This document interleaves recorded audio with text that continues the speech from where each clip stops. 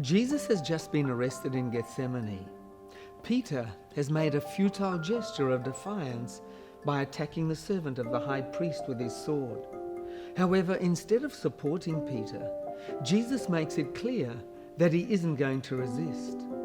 How will the disciples react now?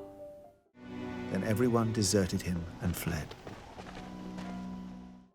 It must have been a shocking and terrifying event for the disciples. They'd been peacefully sleeping, and suddenly their rest was interrupted by the torchlight and the sounds of an angry mob.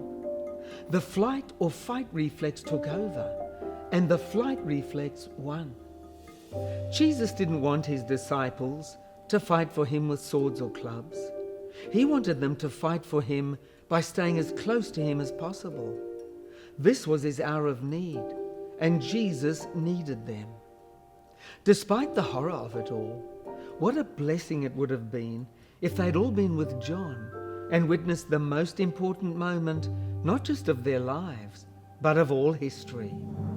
What a blessing it would have been for them to have heard the words of Jesus from the cross. But they all deserted him and fled, and no wonder. It could be them next. All of the disciples had insisted that even if they had to die with him, they would never abandon Jesus. Yet they all did. Reflect on your life. Have you ever had some experience in this area?